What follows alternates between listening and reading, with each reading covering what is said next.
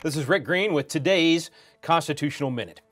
Yesterday we opened up the discussion of whether quarantines are constitutional. And if you haven't watched that first video, you really should go back to that because it kind of covers the 30,000 feet view of the issue. The answer we found is that yes, quarantines can be constitutional, and most everyone agrees this is a proper function of government to prevent someone with a deadly, highly contagious disease from spreading it to others. But that then asks or opens up the door for a lot more questions. We now have to ask who has the authority to do these things. Who can issue a quarantine? What are the criteria for when government can do these things? And how far can it go? I mean, can you close restaurants and churches? Can you keep everyone in their home? And then, of course, the big one, where do you go for due process if you've been misdiagnosed or if the government measures truly are too overblown for the situation? So yesterday we focused on that first question, who, and we said, look, it's not the federal government. The answer is split. The federal government has a little bit of power. They can deal with people coming into the country. But for the most part, for all of us as Americans, it's the power lies with state and local government. Like most police powers, we would much rather have the local folks have the power to detain you than some faraway federal government. So watch yesterday's video for more on that. Today, let's get into that local power to quarantine, to isolate, or even just to prevent businesses from opening.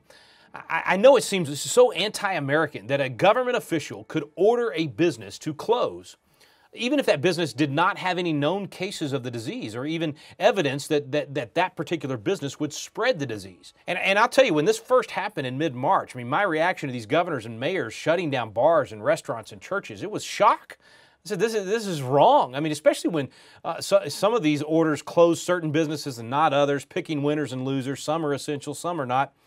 And I was amazed as I reviewed these state statutes, these disaster statutes, how much power they give, or supposedly give, at least on paper, to these health officials and to mayors and to governors. On paper, it's essentially unlimited power to do whatever they think is necessary to control an outbreak. So can a mayor or governor close down private businesses? Well, according to these statutes, yes. Can they prevent gatherings of 50 or more people, or now they've gone to 10 or more people? According to these statutes, yes. Should they be able to do so? Well, I would say yes and no. Yes, if your particular business is infested with a smallpox or Ebola or something like that.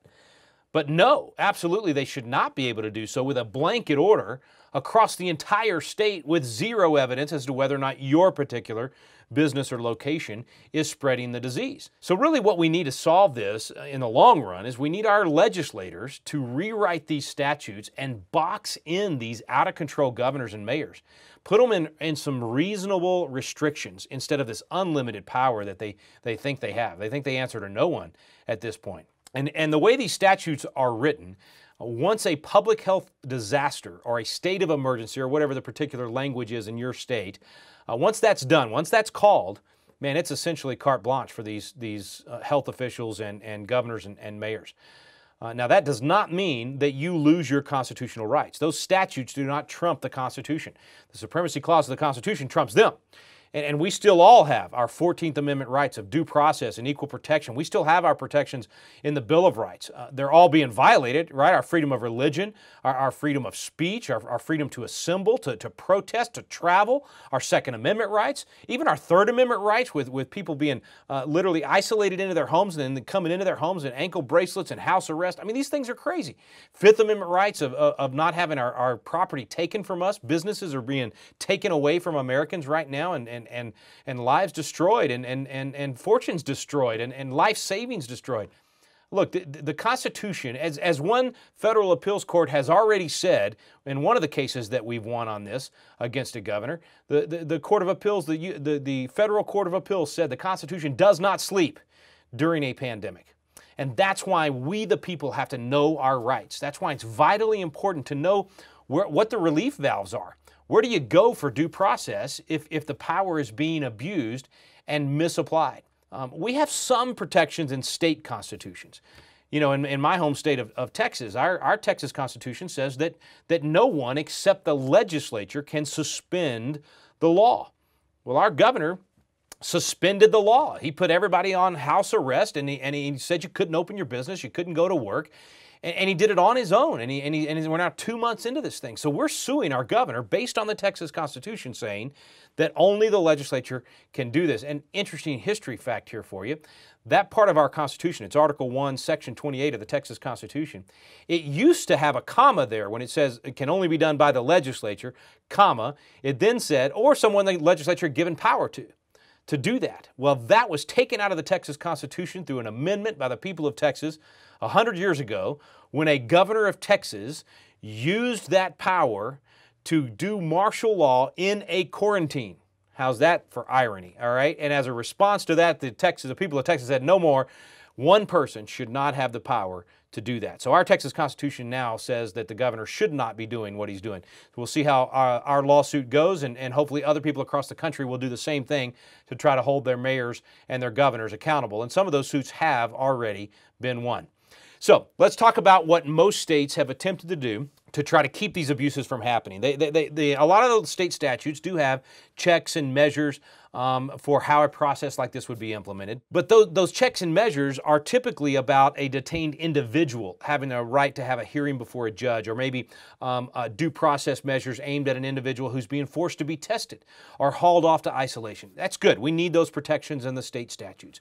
You want to have specific process and protections if that's you or your loved one that's being dragged away to do that. But what's the due process or the check or the balance on these blanket bans, on these gatherings across the board, forcing restaurants and churches to close, where they're applying this to entire communities or entire states with zero evidence as to whether or not that particular church or business is in danger of spreading the disease? Well, the truth is the protections on paper in the statutes, not much. So that means there's not much in terms of the immediate. That's why we're having to file these lawsuits on constitutional grounds, both state and federal constitutions, in order to overturn these over-the-top executive orders.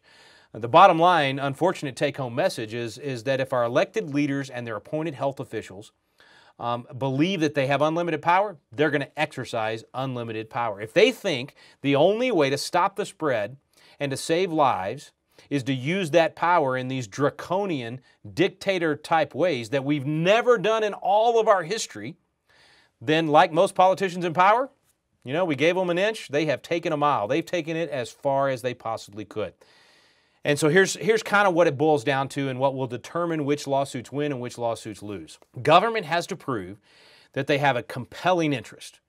Most of us would agree that back at the beginning of this in March, they probably had a compelling interest. Everybody's watching Italy fall apart, hospitals be overrun, and so government had a compelling interest to stop that from happening here in the United States. The next question, though, is did they intervene in a way that was least restrictive and narrowly tailored? Now, I would certainly argue, and most of these lawsuits argue, they did not do that, and that's why we're winning some of those lawsuits.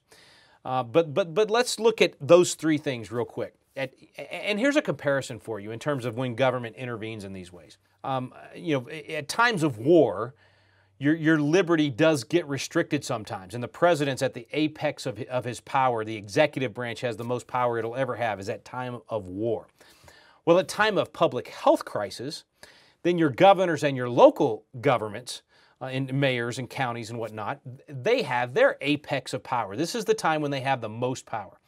And that's why it is so important to make sure those powers are used appropriately. If you go back to March, as I said then, we should have a certain level of public trust that the doctors and the health professionals that are on the front lines, that they will make the right calls. That these extreme measures are not overreactions, but in fact reasonable responses to the current threat. I even said at that time that you might disagree with the assessment, but save yourself the heartburn and the stress and focus instead on what you can control, not on the things you can't control. They're going to do some of these things. This is their moment, I said. I said they've got the power and the right to make these calls, so let them do that, have some public trust, and just make the most of this time at home with your family. Read that book you hadn't had a chance to read, binge watch that show you've been wanting to watch, read through the entire Bible would be a great thing to do. And I suggested at the time, use this time to study your constitutional rights and teach others to do the same. Well, that was mid-March. Since that time, look at what's happened. The mayors and the governors have gone way beyond anything ever done in American history. Again, like I said, we gave them the inch, they took the mile. And literally, no exaggeration. They have become emperors with no accountability. They've trampled our rights. They've taken that 2 weeks of public trust that we gave them, and they've turned it into 2 months of public abuse.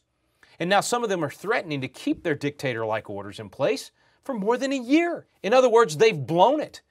They have destroyed our economy over something that has turned out to not be much worse than the number of deaths in a very bad influenza season. And I know some people hate that comparison, but it's true and it's accurate. Look at the data, look at the numbers. Now, they have violated our trust. They have violated our rights, and now they're refusing to let up. So that's happened since March.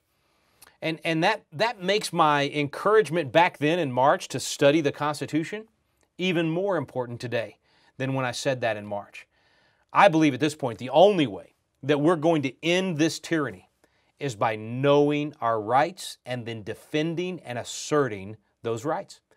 So we need you to become a Constitution coach, become a volunteer with us. Use our online tools to host a class online with your friends and family across the nation. We have got to educate more people on their rights. Send people to this website, send people to these videos, and then get them in a Constitution class. If you don't want to host one, then give them the links to one that is being hosted, but it's so easy, and it'll encourage you, I'm telling you. It'll give you a community connection. It'll give you a sense of inspiration and entertainment and education. We're giving these Constitution classes away for free. We're giving you all of our tools for free. And so I hope you'll take up that challenge. You know, we're letting people sign up as a Constitution host for free during these COVID crackdowns, and we've got about 1,000 already across the nation that have signed up and are starting to host classes. We need you to be one of those. We need you to join. So follow those links to becoming a volunteer. Get signed up as a host. Start hosting a class in just the next few days. I mean, this needs to be done now. Get your friends and family in on Zoom with you. They'll be able to interact with you, and y'all can go with me to Independence Hall. I'll teach you the Constitution right there in the room where it was framed. It's more important than ever. It's time for us to stand up as citizens, and to do that, we've got to know our rights. Keep watching these videos. We're going to address some of those additional questions. I'm Rick Green. This has been today's Constitutional Minute.